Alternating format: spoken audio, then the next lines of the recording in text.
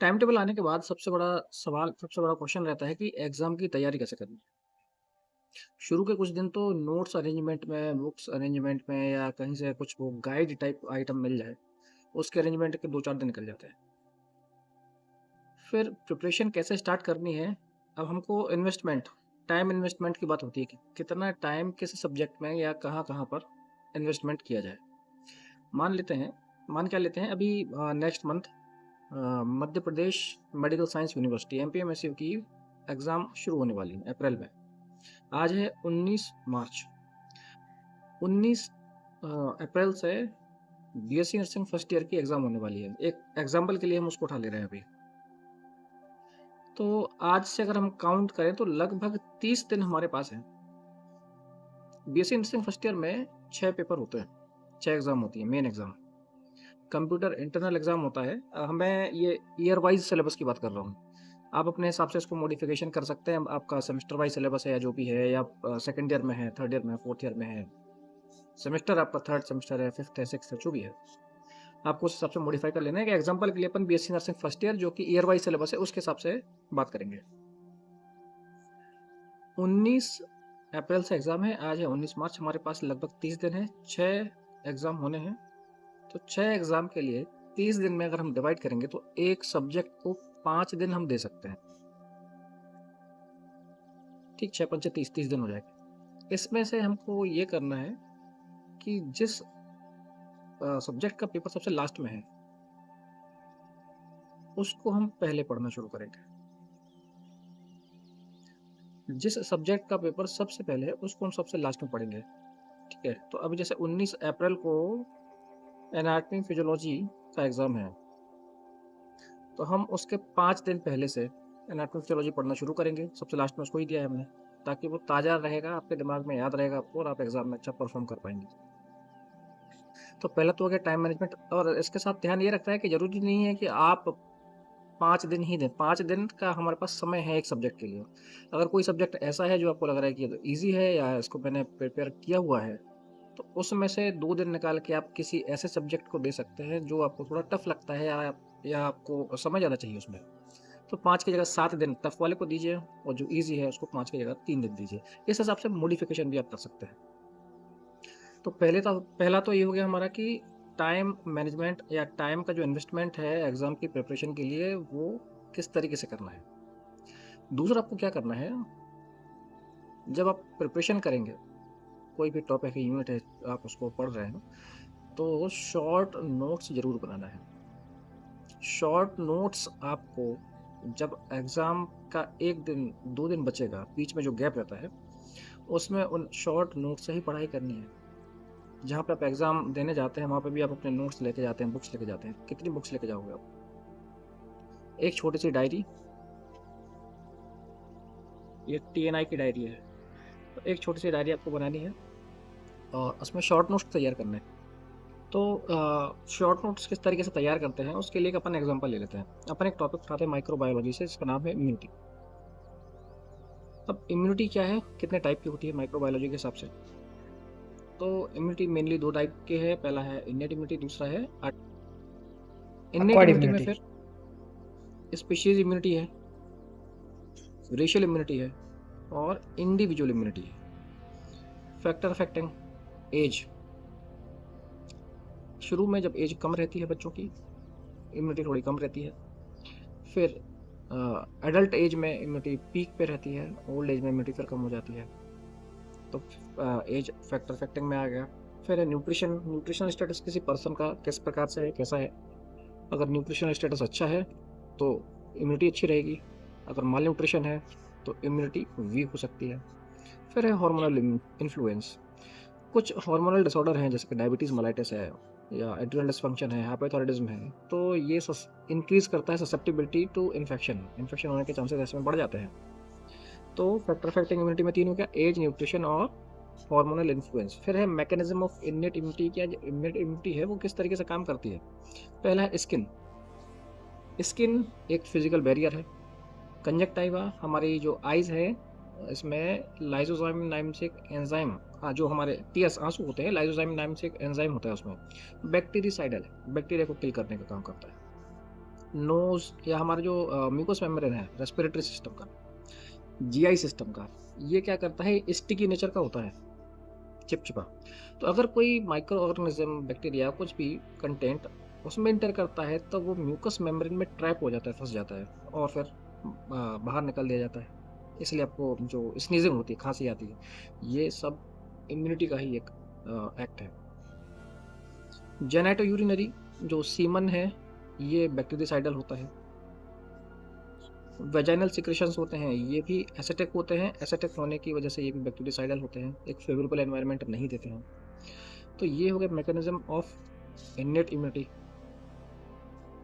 फिर उसके बाद है एक्वायर्ड इम्यूनिटी। एक्वायर्ड इम्यूनिटी में फिर एक्टिव इम्यूनिटी है, पैसिव इम्यूनिटी है। एक्टिव मतलब जो खुद से जनरेट हो जाती है, पैसिव जो हम आर्टिफिशियली देते हैं, बाहर से देते हैं, ठीक है।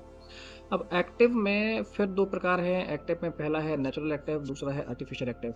इम्यूनिटी खुद से जब बन जाती है नेचुरली क्लिनिकल इन्फेक्शन की वजह से, जैसे कि चिकन पॉक्स है, चिकन पॉक्स इन्फेक्शन हुआ, उसके अगेंस्ट में एंटीबॉडी बनी, इन्फेक्शन हुआ तो हमारे इम्यून सिस्टम ने एंटीबॉडी बना ली। अब ये हो गया है natural active immunity.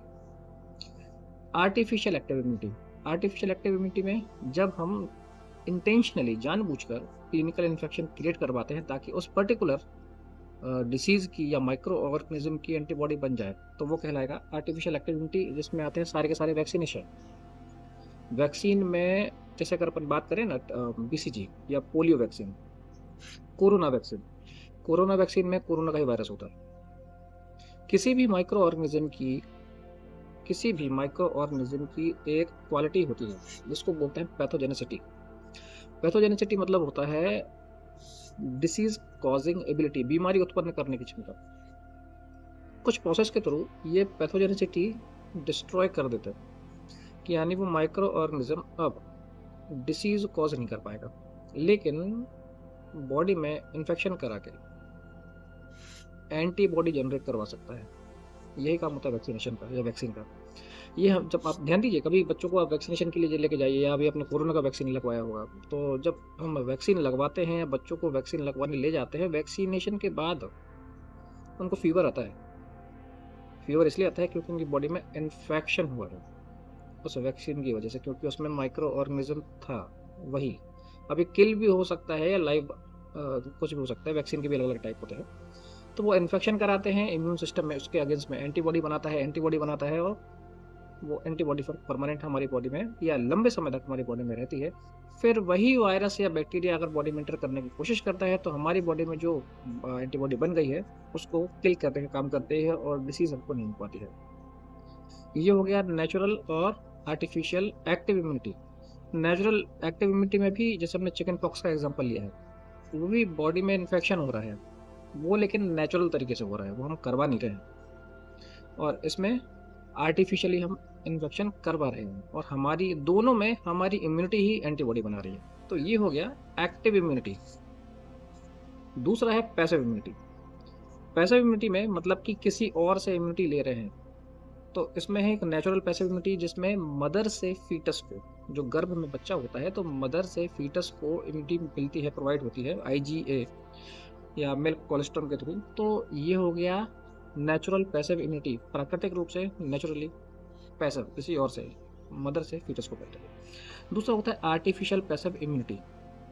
Artificial passive immunity जब रेडीमेड एंटीबॉडी किसी पर्सन में एडमिनिस्टर की जाती है तो हम उसको बोलते हैं आर्टिफिशियल पैसिव इम्यूनिटी। अब ये जो हमने पढ़ा, वैसे तो मैंने शॉर्ट में ही बताया है आपको, बहुत ज़्यादा उसके अंदर की डिटेल नहीं बताई है। ये एक इम्यूनिटी हमने टॉपिक पढ़ लिया है। अब इसका शॉर्ट नोट्स कैसे बनाएं वो आपको इस पिक्चर में दिख रहा है, सिर्फ नाम लिखे हुए हैं। इम्यूनिटी में लिखा है हमने इनेट, फिर हमने लिखा इनेट में क्या है, तो उसमें स्पीशीज इम्यूनिटी है। रेशियल, इंडिविजुअल, फैक्टर, फैक्टर में हमने ऐसे शॉर्ट में लिख रखा है नाम, age, nutritional status, hormonal influence. जब आप इनको पढ़ के रखेंगे ना, इनकी डिटेल आपको याद है, फिर ये शॉर्ट नोट पढ़ेंगे तो आपको सब रिकॉल हो जाएगा, याद आ जाएगा। इसलिए शॉर्ट नोट्स ज़रूरी है स्टिमुलेट करने के लिए जो भी हमने मेमोराइज किया है। फैक्टर फैक्टिंग में age, nutritional status, hormonal influence पे हमने मैकेनिज्म लिखा, उसमें स्किन है, कंजक्टाइवा है, mucous membrane of respiratory system, GI system, genitourinary. फिर जाते हैं एक्वायर्ड में। एक्वायर्ड में दो टाइप है, एक्टिव और पैसिव। फिर एक्टिव में 2 हैं, नेचुरल एक्टिव, आर्टिफिशियल एक्टिव। फिर पैसिव में 2 हैं, नेचुरल पैसिव और आर्टिफिशियल पैसिव। अब ये हो गया शॉर्ट नोट्स। जब भी आपके पास 1-2 दिन का समय मिलेगा, आपको बीच में जो गैप मिलते हैं 2 पेपर के बीच में, 1-2 दिन का समय मिलेगा, तो अगर इस प्रकार से आपने नोट्स बना के रखे हैं, शॉर्ट नोट्स, तो कम से कम 5 से 7 बार तो आप रिवीजन कर ही लेंगे, और जितना रिवाइज करेंगे उतना अच्छा लर्न होगा। तो पढ़ते रहिए और स्मार्टली तरीके से अपना टाइम इन्वेस्ट कीजिए, शॉर्ट नोट्स बनाइए, रिवीजन कीजिए। जितना रिवीजन करने का समय मिलेगा उतना आपको अच्छे से लर्न होगा और उतना अच्छा आप परफॉर्म कर पाएंगे। लिखते जरूर रहिए, सिर्फ पढ़िएगा मत। शॉर्ट नोट्स बनाएंगे तो लिखने की प्रैक्टिस हो जाएगी, और लिखने से लर्न जल्दी हो जाता है। तो मुझसे पूछ सकते हैं और अच्छे से लर्न करिए। एग्ज़ाम के लिए ऑल द बेस्ट। एग्ज़ाम में किस तरीके से लिखना है उसके लिए मैंने एक क्लास क्रिएट की हुई है, तो जब एग्ज़ाम हो उसके पहले उसको देखिएगा। उस क्लास का जो लिंक है वो इस वीडियो के डिस्क्रिप्शन में रहेगा। एग्ज़ाम हो उसके पहले ही उसको देखें, पहले से टेंशन लेने की ज़रूरत नहीं है। और हाँ, ये एक रूटीन ज़रूर बना लीजिए कि कितने बजे उठना है, कितने बजे सोना है, कितने बजे पढ़ना है। तो उससे आपकी एक सेटिंग बन जाती है, एक आदत डलती है कि हमको इतने बजे से इतने बजे तक पढ़ना है। रात में समय से सोइए, समय से उठिए। सिर्फ पढ़ने से काम नहीं चलता है। हम जो पढ़ते हैं उसको हमारे माइंड को, साइकोलॉजी के हिसाब से उसको हमारे माइंड को अरेंज करना रहता है। अरेंज करने के लिए आपका सोना ज़रूरी है, आपके माइंड का काम क्वाइट होना ज़रूरी है। जितना आप अच्छे से सोएंगे, गहरी नींद लेंगे, जो भी आप सीखेंगे, लर्न करेंगे, पढ़ेंगे, वो उतना अरेंज होता जाएगा। और एग्ज़ाम के पहले पूरी रात जागने की गलती कभी मत करना। बहुत सारे बच्चे ऐसा करते हैं, पूरी रात जागेंगे, पढ़ेंगे, बोलेंगे, वो ताज़ा रहेगा तो हम लिख के आ जाएंगे। एक लाइन याद नहीं आएगी, फेल हो जाओगे।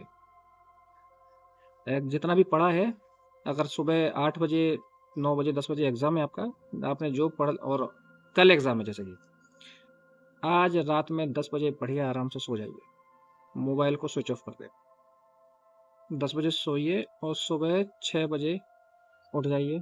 8 घंटे हैं, बहुत है। जो भी पढ़ा है सब अरेंज हो जाएगा माइंड में। एक बार रिवाइज़ करिए, तुरंत ये शॉर्ट नोट्स रहेंगे तो बहुत जल्दी रिवाइज़ हो जाएगा। रिवाइज़ करिए, नहाइए बढ़िया, और अच्छे से ब्रेकफास्ट करिए, जाइए। ये अपनी डायरी लेके जाइए इस प्रकार की छोटी सी, जिसमें आपने सारे शॉर्ट नोट्स बना रखे हैं।